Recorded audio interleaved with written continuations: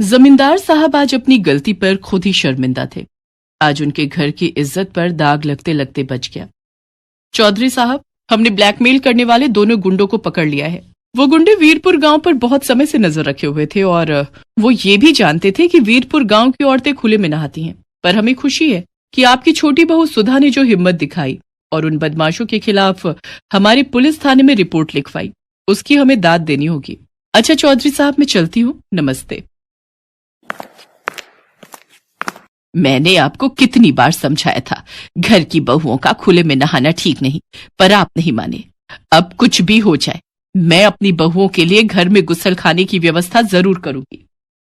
वीरपुर गांव जहां घरों में गुसल खाने की व्यवस्था नहीं थी, इसलिए गांव की औरतें खुले में नहाने को मजबूर थी। अरे नई बहू, सोकर उठी नहीं क्या? स्नान के लिए नदी पर जाना है। बड़ी भाभी, नहाने के लिए नदी पर? लेकिन यूं खुले में नहाते हुए कोई देख लेगा तो?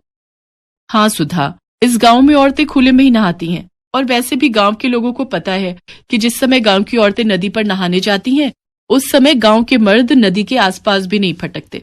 अच्छा अब देर मत करो, वैसे भी नदी किनारे इस समय सुनसान होता है, हम जल्दी से नहाकर आ जाएंगे। मालिनी और सुधा नदी पर नहाने के लिए जाती हैं। गांव की बहुत सी औरतें पहले ही नदी पर नहा रही थी। सुधा को बहुत शर्म आ रही थी। मालिनी भाभी, ये तो बहुत अजीब लग रहा है, अगर किसी ने हमें देख लिया तो हमारी इज्जत तो मिट्टी में मिल जाएगी। अरे काहे का शर्मा रही हो बहू रानी, हमें इतने साल हो गए, आज तक तो हमें किसी ने देखा नहीं, तो अब कौन देखेगा? चौधरी साहब से सब डरते हैं, इसलिए नदी किनारे कोई मर्द नहीं आता, सिर्फ औरतें ही नहाती हैं। सुधा को बहुत अजीब महसूस हो रहा था, पर वो करती क्या? मजबूरी में उसे मालिनी और बाकी की गांव की औरतों के साथ नदी में उतरना ही पड़ता है। बड़ी मुश्किल से सुधा नदी में नहाकर घर आती है। अब तो रोजाना ही वो मालिनी और बाकी की गांव की औरतों के साथ नदी पर नहाने लगी। धीरे धीरे जब सुधा को लगा कि सचमुच नदी के आसपास सिर्फ औरतें ही आती हैं, तो वो थोड़ी बेफिक्र हो गई। पर एक दिन जब सब बहुएं नदी पर नहा रही थी, मालिनी भाभी, लग रहा है कोई हमें देख रहा है। नहीं तो तुम्हारे मन का वहम है, लगता है तुम्हारा डर अभी तक नहीं गया है। चलो जल्दी से नहा लो, फिर घर चलते हैं। अगले दिन भी सुधा को ऐसा ही महसूस हुआ। मालिनी भाभी, मैं कह रही हूं ना कि कोई है जो हमें देखता है, मुझे बार बार गलत महसूस नहीं हो सकता। अरे बहू रानी, तुम बेकार में ही डर रही हो, किसी की इतनी मजाल नहीं जो हमें नहाते हुए देख ले। और ये सच था, गांव वालों की इतनी हिम्मत नहीं थी कि वो गांव की बहुओं को खुले में नहाते हुए देख ले। तो आखिर कौन था जो उन सबको खुले में नहाते हुए देख रहा था? अरे यार मगन, ये गांव तो बहुत बढ़िया है यार, तूने बिल्कुल सही जगह का पता लगाया बे। खुले में नहाती इन गांव वालों की बहुओं के हमने बहुत ही बढ़िया फोटो अपने फोन में निकाल ली है बे। वही तो, मैंने बिल्कुल सही गांव का पता लगाया ना। अब इन फोटोओं का इस्तेमाल करने का सही समय आ गया बे। गांव के चौधरी की दोनों बहुएं भी उन औरतों के साथ ही नहाने आती हैं। चौधरी की बहुओं को ब्लैकमेल करके अच्छे खासे सोने के जेवर और रुपए ऐंठ लेंगे। और तू तो जानता ही है, ये गांव की भोली भाली बहुएं शर्म से किसी को कुछ नहीं बताएंगी। तो ठीक है, किसी दिन रास्ता रोककर ये फोटोएं उन्हें दिखा देते हैं। तो देर किस बात की है, कल दिन में जब वे दोनों नहा कर जा रही होंगी तभी रास्ते में उन्हें पकड़ लेंगे। अगले दिन मालिनी और सुधा नदी पर नहाकर जब हवेली की तरफ जा रही थी, तो नदी से थोड़ी दूरी पर जगन और मगन नाम के उन बदमाशों ने उनका रास्ता रोक लिया और उन दोनों को फोटो दिखाने लगे। दोनों बहुएं डर गई। अब अगर तुम दोनों नहीं चाहते कि ये फोटो गांव में हर कोई देखे या फिर गांव से बाहर और भी जगह ये फोटो पहुंचे, तो जैसा हम कहते हैं वैसा तुम दोनों करोगी। नहीं नहीं, हमारी ये फोटो किसी को मत दिखाना। तुम्हें क्या चाहिए, हमें सीधी तरह बता दो। अगर तुम चाहती हो कि हम ये फोटो किसी को न दिखाएं और अपने फोन से हटा लें, तो कल दोपहर तक 2 लाख रुपए नकद और सोने के जेवर एक बैग में भरकर तुम दोनों हमें ला कर दोगी। उसके बाद हम यहाँ से चले जाएंगे। ठीक है, तुम चिंता मत करो, हम कल दोपहर तक तुम्हारी ये मांग पूरी कर देंगे, पर तुम तब तक ये फोटो किसी को नहीं दिखाओगे। मालिनी पूरी तरह घबरा चुकी थी। वो दोनों घर लौट आती हैं। मालिनी भाभी, हम ये गलत कर रहे हैं, अन्याय के सामने झुकना कायरता है। हम अन्याय को छूट दे रहे हैं। उन मुजरिमों को सजा मिलनी चाहिए। उनकी मांगे पूरी करके तो हम उन्हें और बढ़ावा दे रहे हैं। आज वो हमारे साथ ऐसा कर रहे हैं, कल किसी और के साथ करेंगे। ये सरासर गलत है भाभी। तो हम कर भी क्या सकते हैं सुधा? हमारी फोटो बदमाशों के पास है। हम ये बात किसी से नहीं कह सकते। बदमाश हमारी फोटो हर जगह दिखा देंगे। पर सुधा बहुत हिम्मत वाली थी। वो मालिनी को बिना बताए पुलिस स्टेशन पहुंचती है और वहां पर लेडी ऑफिसर को सारी बात बताती है। सुधा, तुम चिंता मत करो। मैंने ऐसे गुंडों को बहुत सीधा किया है। मैं जैसा कहती हूँ वैसा ही करना।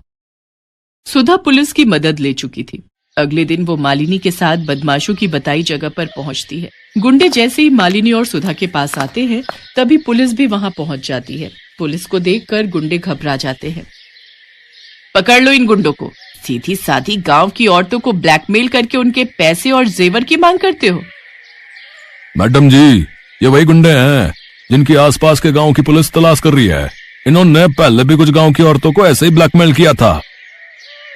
पुलिस के द्वारा गुंडों को पकड़ने की बात चौधरी के कानों तक पहुंचती है।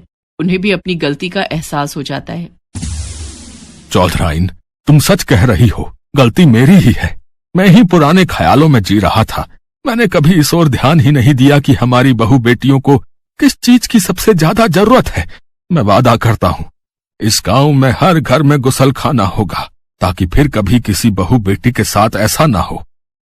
सुधा, आज तुम्हारी हिम्मत की वजह से हम कितनी बड़ी मुसीबत से बच गए। भाभी, ये तो मेरा फर्ज था। मुझे खुशी है कि आज मैंने जो हिम्मत की, उस कारण इस गांव की बहुओं को अब खुले में नहीं नहाना पड़ेगा। गांव की इज्जत अब सुरक्षित रहेगी। वीरपुर गांव की औरतें सुधा की बहुत तारीफ करती हैं। आज हर घर में गुसलखाना था और गांव की औरतों ने भी अब खुले में नहाना बंद कर दिया था।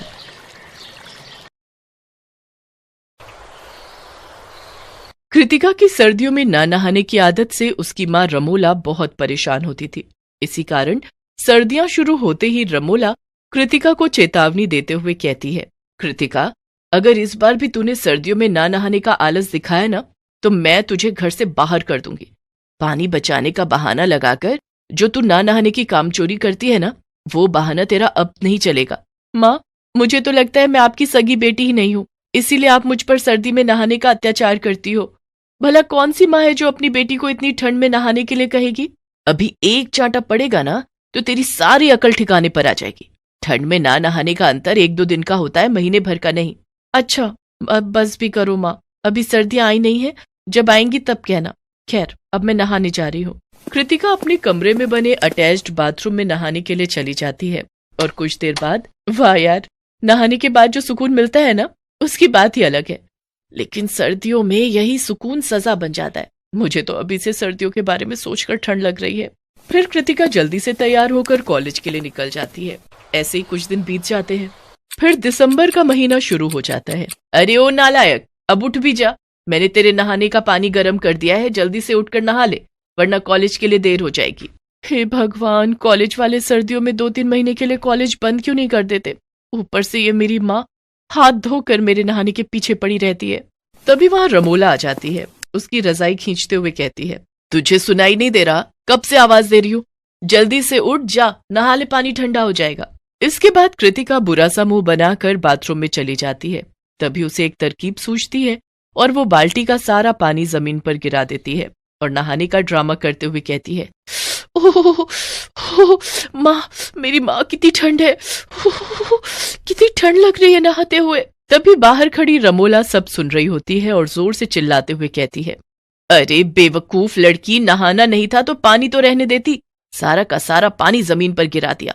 बेवकूफ, कम से कम मेरे नहाने के ही काम आ जाता, लेकिन नहीं, मैडम को तो ड्रामा करना है नहाने का। यार, ये मेरी माँ भी ना किसी डिटेक्टिव की तरह है जो हर टाइम मेरी जासूसी करती है।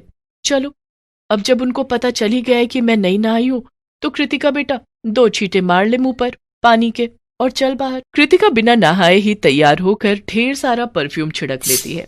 नहाने से तो तेरा कोई लेना देना है नहीं, बस ये बाल्टी भर के परफ्यूम छिड़क लो और ना नहाने की बदबू से बच जाओ। अब बस भी करो माँ, प्लीज दोबारा अपना लेक्चर शुरू मत कर देना। वैसे भी कॉलेज जाकर मुझे अपने प्रोफेसर का लेक्चर अटेंड करना है। वो इतना कह ही रही थी कि तभी घर के बाहर हॉर्न की आवाज सुनाई देती है। तभी कृतिका अपनी माँ से कहती है, अच्छा माँ, मैं चलती हूँ, धवल आ गया मुझे पिक करने। कृतिका बाहर आकर कार में बैठती ही है कि तभी रमोला झट से बाहर आती है और कहती है, अरे कृतिका बेटा, तू अपनी लाइफ लाइन, मेरा मतलब है परफ्यूम की बोतल घर पर ही भूल गई। इसे रख ले, नहीं तो कुछ देर बाद तुझसे बदबू आने लग जाएगी और सबको पता चल जाएगा कि तू नहाई नहीं है। क्या माँ, आप भी सुबह सुबह बहुत मजाक करती हो। धवल, मेरी माँ बहुत बड़ी कॉमेडियन है। वो क्या है ना, वो कपिल शर्मा की बहुत बड़ी फैन है। ओह अच्छा अच्छा। इसके बाद दोनों कॉलेज के लिए चले जाते हैं। कॉलेज में लेक्चर अटेंड करने के बाद शाम को धवल और कृतिका अपने दोस्तों के साथ कैंटीन में बैठे हुए होते हैं। तभी धवल कहता है, यार सर्दियों में कहीं घूमने चलते हैं, आउट ऑफ स्टेशन। मसूरी कैसा रहेगा? हाँ, मुझे लगता है मसूरी सही रहेगा। ठंड में तो वहां स्नोफॉल भी होगा। क्यों कृतिका, चल रही है ना? यार यहाँ तो मैं ठंड की वजह से महीनों महीनों नहीं नहाती, और ये लोग मुझे इतनी सर्दियों में बर्फ में ले जाना चाहते हैं। वहां तो मेरी कुल्फी जम जाएगी। अरे कृतिका, कितना सोच रही हो? अब ये सब सोचना वोचना बंद करो और चुपचाप हाँ कर दो। हाँ ठीक है, अब तुम सब इतना फोर्स कर ही रहे हो तो चलती हूँ। मेरी कार में हम सब मसूरी चलेंगे। तो ठीक है, नेक्स्ट वीक चलते हैं। होटल की बुकिंग मैं कर दूंगा, तुम सब अपनी पैकिंग कर लेना। शाम को घर आकर कृतिका अपनी माँ को घूमने के प्लान के बारे में बताती है। बेटी मेरी मान तो तू ट्रिप पर मत ही जा।